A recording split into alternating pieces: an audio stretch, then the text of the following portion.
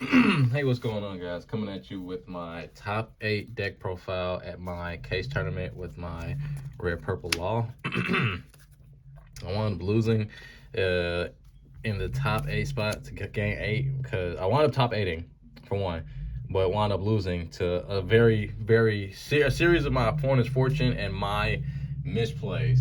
But aside from that, I'm going to get into the deck and just kind of sort of go over you why I chose the cards I chose and the strategies and everything like that. But first, let's just talk about the deck. First off, we got 4 of the Raise Max.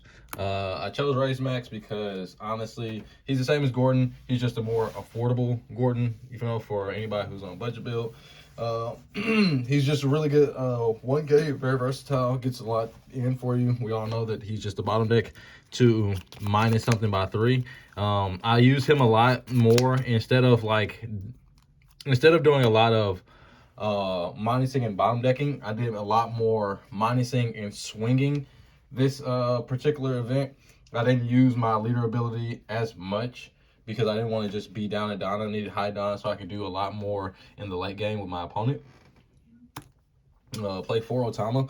Otama just another really good -2 that you can play, or just a really good just 2K counter in general. I definitely played this a handful of times in the tournament to be able to minus most of my yellow matchup plays is 5 costs, or not 5, but 5 of power units, and go ahead and just get those off of the board by just playing Otama. Next, we're going to go into truly the MVP of this deck. It's really one of the greatest cards that Red has gotten. It really shines a whole lot in this deck. This guy being able to swing 5 for 3 is just really good. Him being able to block really helped me out with his ability. Really helped me out in the Yamato matchup, and it really helped me out in my category matchups. And honestly, like I said, if I didn't play so horribly toward the end last match that I played, know that I would have gotten a better spot, but it is what it is. But anyway, his effect to just gain leader attack really, like I said, defends you pretty good. Make sure that whenever you're playing against yellow players like Yamato or like Katakuri, you're not spending so much to try and stop that swing. That was one thing that really gave you a hiccup previously, is that you had to spend so much to not die to Katakuri. Like, you got to give up 8K, that's 2 cards, and again, Law struggled in having cards in hand, so that was a hefty price for us in the past. Now with that, not so much. You can have cards and eat your cake and whatever too. Then I played 4 Zoro. I think I'm gonna go down to 3 Zoro, 4 Kid and Killer once he comes out, or maybe 2 Zoro, 4 Kid and Killer, whatever the combination may be. I'm going to definitely go into those. Like this I didn't see this enough today, to be completely honest. I did pretty good in the tournament, but again, just seeing this card late game, it just will give you games. It will also, like I say, just facilitate a lot of your just pressure that you can apply to your opponent. I think actually in my second game, I wound up seeing 2 of these, and I used them to swing in for life during the end game, but that was about it. But yeah, seeing these are almost, I don't want to say it's pivotal, but it really helps swing the game in your direction whenever you see all of your rush Zoros. Like, your opponent really just doesn't have too much that they can do whenever you just start applying pressure like that and just summoning creatures. Next, we're going to go into some 4 drops. Played 4 of the 4 cost reduction law, and the reason I played this at 4 is because of the Gecko Moria matchup. I wanted to be able to have as many 2K reducers in the deck as possible, because I want to be able to bottom deck their main cards, which is going to be the I'm not really sure how to pronounce their names, but it's going to be the guy who comes out 5 costs, he pops a 2 cost or lore. I'm sorry, he's a 4 cost 5K attacker, and he pops a 2K or lore. I wanted to be able to go ahead and be able to reduce him, establish a body on board, and also get my leader ability all in just one single card. Yeah, he was really good into that matchup. Whenever I did play Gecko Moria, I seen that I opened up with 3 of these, and I was just like, keep, absolutely 100% keep. And as soon as I hit 4 non-turn after his Perona, I just kept throwing these down back to back to back to back, and it just kept him from having any of the momentum that he needed in that game. I also made sure that like once he played his Hina, I never sent his Hina to the graveyard because he never got another one in the graveyard. And I know that was one of their big plays, is to bring that back with one of their creatures and go ahead and use its effect again to reduce another one of your creatures. So I really played around that by by letting that particular monster stay on the board, so it never had access to it in the grave. And I think that's another thing which really helped me in my Gecko Moria matchup. Just making sure that he didn't have the resources that he needed to have them where he needed to have them, because they need to have everything they want to see in the graveyard. And if you're just constantly getting rid of it and they don't have enough reduction, and you're just constantly applying pressure, there's nothing too much that they can do to you. I also played 4 of the Blocker Law. This really made sure that my opponent's hand size always stayed low, because my opponent is always trying to be mindful of this card and never want to be really hit with this card. They're always going to play with a low hand size, and they're always going to counter out earlier in the game, which is really what helps you play into the late game, because this has a really good early game, and it has a really good mid-range game as well. Like if you're playing this deck for too long, you're going to lose, simply because your opponent is just going to run out of resources. Your opponent's going to lose because they're going to run out of resources, because you're going to be putting large bodies on board and just constantly applying pressure. But the 4 Blocker Law just made it so that, like, anytime I did want to try and get cards out of my opponent's hand, I was able to get them out of the hand very, very easily. It wasn't even close. The next that we play at 4 is going to be the Sachi and Penguin. You have to play this at 4. It's one of those cards that, like, again, it doesn't go anything less in the deck. Its ability to ramp. It's your 2K. It just has too much versatility. It's a 4/5, so it can swing base. It's just good. It's just good. You gotta play this at 4 because its Dawn ramping ability really just comes handy when you're trying to set up your kid plays after summoning this. There's a lot of times where if I go second, I usually choose to go second a lot, that I'll summon some 4-drop, and then I'll minus myself 3. Even if I'm not bottom decking one of their cards, it's just a good early game play to summon something that might ramp you and then play into that. Like, for instance, I play 2 of these in the deck. It's just a really, really powerful turn to summon this and then put 3 back to summon this, and you're still going to be a 4 Dawn. And then on your next turn, you can summon a kid. That's just very, very powerful. And also, always playing smart. If you have the opportunity and you're trying to cheat this out with your leader effect, and you have a Beppo in your hand as well, I always recommend that you play this before playing the Beppo. The reason I say that you always want to play this before playing the Beppo, because this does not have counter, so it's not useful in your hand. I'm not playing any of the 0-cost events, so it's not like I can discard it and it has some sort of use. No, it has no use in your hand whatsoever. It does nothing. You want this out of your hand as fast as possible, almost at any cost. Like, even if you feel like you got to take some life for that turn to get this out of your hand, you want this out of your hand. If you want to use leader ability, if you want to hard play it, however it goes, make sure that you're getting this out of your hand before you're getting your counter cards out of your hand, because you want to, like I say, make sure you still have those to combat your opponent so that they can't go for lethal. But like I say, this is a good card, MVP for sure. I'm pretty sure I'm going to replace that with Bon Clay once he comes out. Playing only 3 of the Beppo. Beppo is really good. This is another card I say that you can run at 4. There's no problem running it at 4.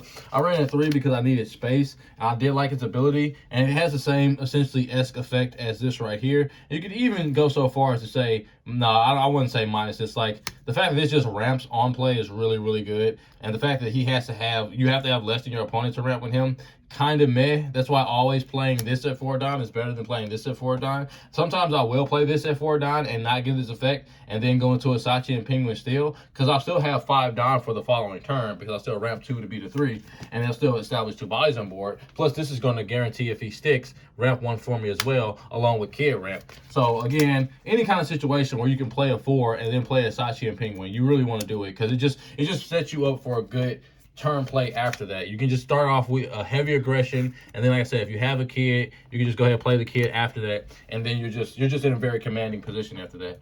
Another great card, the super great addition to the deck is Riju. This card really just helped me stay in command of every game that I was playing. That draw 2 really just put me in positions to where I wasn't sweating. It wasn't like, oh man, I've only got a couple 1K counters in my hand and then I'll top deck 2Ks. And I'm just, all right, I'm comfortable now. I can play this game without having to feel so stressed out about what's going to happen next because I don't know what my opponent has for me.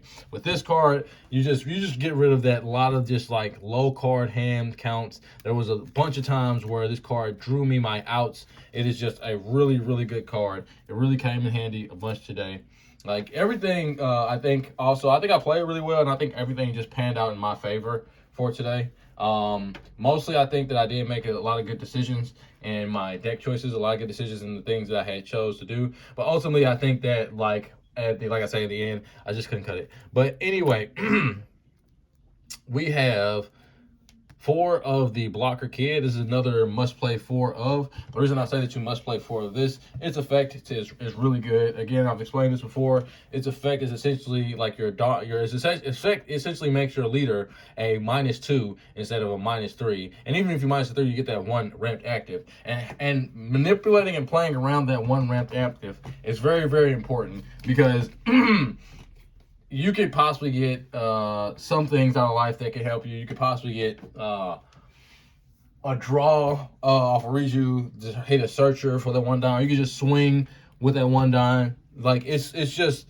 he's just really good. He can, like I say, he can swing 7K at the end of the game if you need him to. If you used all your Don, you can activate leader ability, put all your Don back, get 1 Don active, and make sure he swings 7K. That's always a good move. I've always steered towards doing that in the end match, so that I can make sure that I'm swinging 7 after I've just taken everything from my opponent. Gonna go now to some of the events that I played. I was playing 3, and I took Gamma Knife down to 1 simply because Gamma Knife, its trigger is great.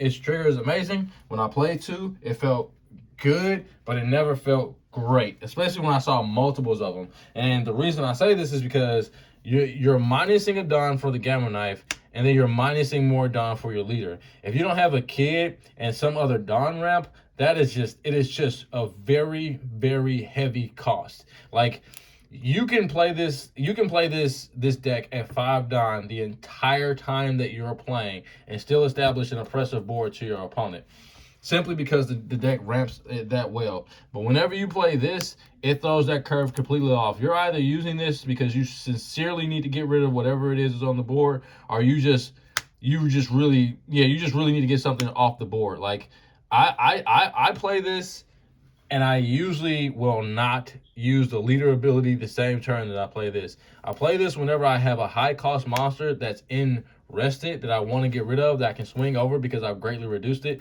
That's really where you want to play this. You don't really want to play this and then use leader ability and you don't have Don ramp, or you don't have a Kid on board, because that's, like, again, that is just a heavy cost to you. I play, instead of 4 more Gordon, I played 4 Fire Fist. This card, because of that singular 1,000 extra that it does, is so perfect for so many different matches, and its additional effect to KO another character 0 cost makes it so that your Sakazuki matchups aren't even close to as difficult as they would have been. Because like I played 2 Sakazukis today. No, I played 1 Sakazuki today, and a fuck ton of Yamato. But at any rate, against Sakazuki, like they could go double blocker. They can go 4 cost Rebecca and then 4 cost Barso and 2 blockers. You play this, you're gonna pop the Rebecca, reduce the Barso to 2, and be able to bottom deck it. So you got rid of both their blockers. This card just does, when you're going against black, it helps put the match in your favor so that your opponent can't save themselves. Because again, this deck is extremely, extremely oppressive to your opponent. You're just getting a lot of aggressor in. Also, this card Out of Life, that also comes in handy whenever you just minus something by 4,000 and they can't swing because they didn't have enough Dawn to invest to raise that creature's attack back up, or you just have enough counter to where having to raise it back up to 5,000 and then giving it 4 more Dawn, it's only a you know, a 9K swing, you got 10K counter in hand. But like, had they been able to swing with that extra 4, you wouldn't have had it. Like, it just makes the difference. It makes the breaks. The last 2 events that I'm playing, I was playing that When You're a Pirates event at 3. I've tested out at 2 today. It actually worked pretty good at 2. When I did see it, it was cool. When I didn't, it was all right. Like, when it was in life, it was great. But 2 is a good ratio for this card in the deck. If you're going to play the version that I'm playing, it does help you get to your resources whenever you're trying to look for them, and you don't have a Reiju to help dig through your deck. This card is actually hella good for making sure that you can find pieces that you're looking for, or get pieces that you're looking for, such as your 4-cost Law, or maybe your Rush Zoro, or maybe even your blocker, or maybe your Kid. It searches you all of those cards, and you need all of those cards throughout the game. So the fact that this isn't more represented is crazy to me, but it's just a really good card. You can play it at 3, you can play it at 2. I don't recommend playing this at 4 at all. Never play this at 4. I just feel like it's just very cloggy at 4. It's just you're not gonna be using it as often. You can open up with 2 of them on turn 1 and do a double search, which is cool. Don't get me wrong, it's not horrible, but I just don't like the card at 4. I just don't think that it serves that much of a purpose. And then I'm playing 2 Rad Beam. Rad Beam are also searchable by the event that I just showed you, the Pirate event. So keep that in mind. Like I say, this event searches you a lot of your versatility. It can search you a attack boost. It can search you a 2K. It can search you a rusher. It can search you a Don Ramper. It can search you a blocker. It can search you for attack reduction. It's just a very good card to have in the deck whenever you're trying to find something for a certain situation that you're in. Like I say, with the Reiju being able to help you draw 2 more cards, you're just in a very sweet spot. But yeah, that's the deck profile. Like I said, I lost to Cat in the end, but I truly defeated myself. But he was cool. Like, he got it. I got a little vendetta against their team now. I'm going in for them. They're on my hit list, if you will, and I'm hitting. I'm telling you, I'm hitting. All in all, I did perform pretty good today. Like I said, I played a lot of Yamato. I played a lot of I played the Land of Wano and the Sky Island Yamato. I wound up losing to Sky Island because I made a major misplay at the start of the game. I wound up swinging 8 instead of just swinging 5 because he had put a life on top. So I knew he wanted the life, but I don't know. I was just on 1 and wound up swinging 8, and then I used my leader ability, and it just completely put me back. And he just was able to capitalize a lot after I had wound up doing that, and I was just set too far behind. Every other match aside from that, I just played really good. I played not into my opponent's moves. I played definitely around most of the things my opponent could do. Because of this, it left my opponent with like low resources and no way of combating everything that I had. But aside from that, it was a really good day. I actually did pretty good. Top 8 isn't bad. I was just really hoping for a higher position, but it's all good. But that is my top 8 deck profile of my Law deck.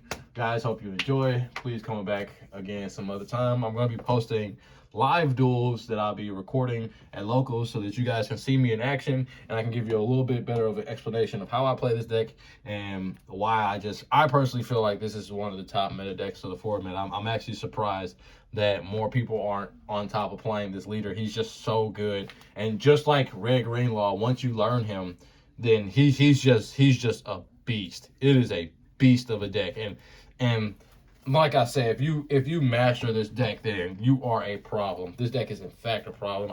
I enjoy this deck so much. I enjoyed playing this today so much. I enjoyed every Sakazuki player I played against. I enjoyed the Gecko Warrior that I played against. I enjoyed the Udas, the Yamatos. Like, it was a really good showcase of the deck. Better luck next time though. We'll get them for sure. Thank you guys for watching, and goodbye.